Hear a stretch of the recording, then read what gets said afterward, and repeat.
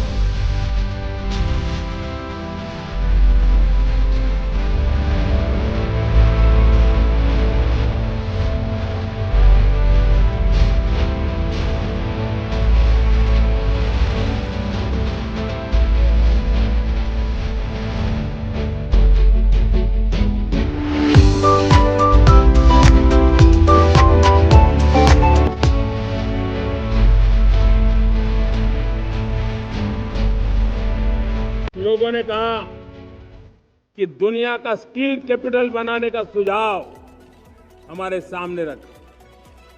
2047 विकसित भारत के लिए कुछ लोगों ने भारत को मैन्युफैक्चरिंग का ग्लोबल हब बनाने का सुझाव दिया। कुछ लोगों ने भारत की हमारी यूनिवर्सिटीज ग्लोबल बने इसके लिए सुझाव दिया।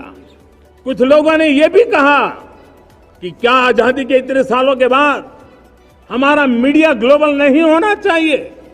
कुछ लोगों ने यह भी कहा कि हमारा स्किल्ड युवा विश्व की पहली पसंद बनना चाहिए। कुछ लोगों ने सुझाव दिया भारत को जल्द से जल्द जीवन के हर क्षेत्र में आत्मनिर्भर बनना चाहिए। कई लोगों ने सुझाव दिया कि हमारे किसान जो मोटा अनाज पैदा करते हैं, जिसको हम श्री अन्न कहते हैं, उस सुपर फूड को दुनिया के हर डाइनिंग टेबल पर पहुंचाना है। हमें विश्व के पोषण को भी बल देना है और भारत के छोटे किसानों को भी मजबूती देनी है। कई लोगों ने सुझाव दिया कि देश में स्थानीय स्वराज की संस्थाओं से लेकर के अनेक इकाइयां हैं, उन सब में गवर्नेंस के रिफॉर्म की बहुत जरूरत है। कई लोगों ने लिखा कि न्याय के अंदर जो विलंब हो रहा है उसके प्रति चिंता जाहिर की और ये भी कहा कि हमारे देश में न्याय व्यवस्था में रिफॉर्म की बहुत बड़ी जरूरत है। कई लोगों ने लिखा कि कई ग्रीनफील्ड सिटीज बनाने की अब समय की मांग है। किसी ने बढ़ती हुई प्राकृतिक आपदाओं के बीच शासन प्रशासन में कैपेसिटी बिल्डिंग के लिए एक अभियान चलाने का सुझाव दिया। बहुत सारे लोगों ने यह सपना भी देखा है कि अंतरिक्ष में भारत का स्पेस स्टेशन जल्द से जल्द बनना चाहिए। किसी ने कहा भारत की जो पारंपरिक ट्रेडिशनल मेडिसिन है, हमारी औषधि है, दुनिया जब आज होलिस्टिक हेल्थ केयर की तरफ जा रही है, तब हमें भारत की पारंपरिक औषधियां और वेलनेस हब के रूप में भारत को विकसित करना चाहिए। कोई कहते हैं कि अब देर नहीं होनी चाहिए, भारत जल्द से जल्द दुनिया की तीसरी सबसे बड़ी इकोनॉमी बनना चाहिए। साथियों, मैं इसलिए पढ़ रहा था कि मेरे देशवासियों ने सुझाव दिए, मेरे देश के सामान्य नागरिक ने ये सुझाव हमें दिए हैं।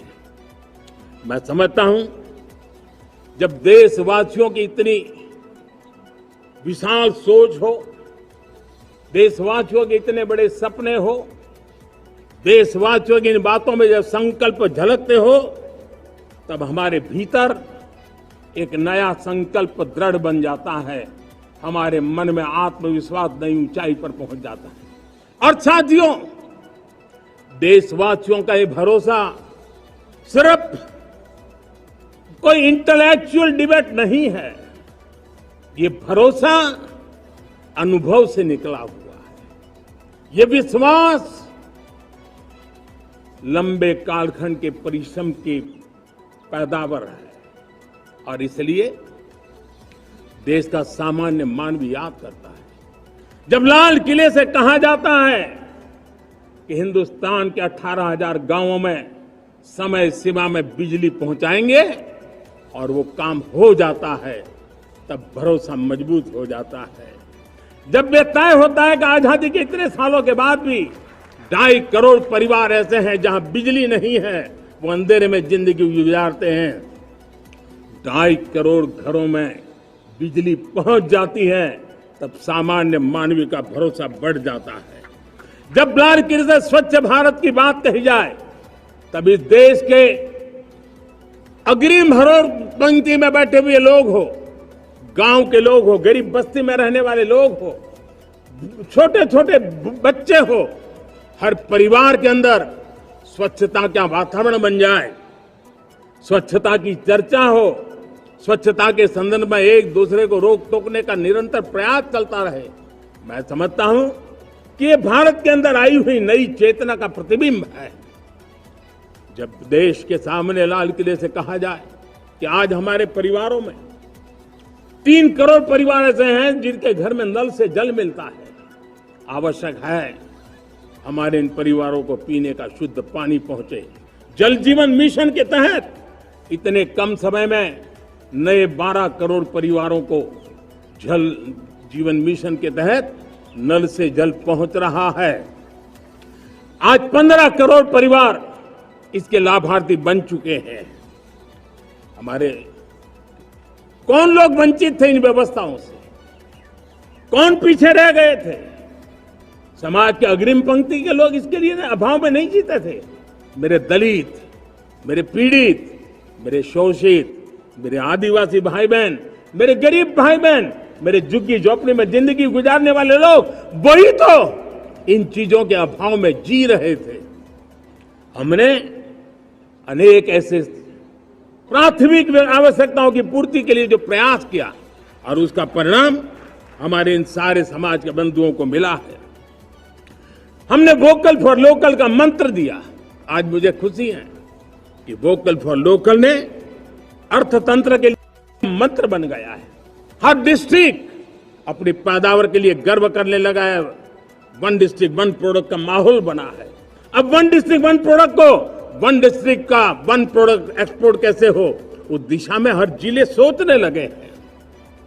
रिन्यूएबल एनर्जी का संकल्प लिया था।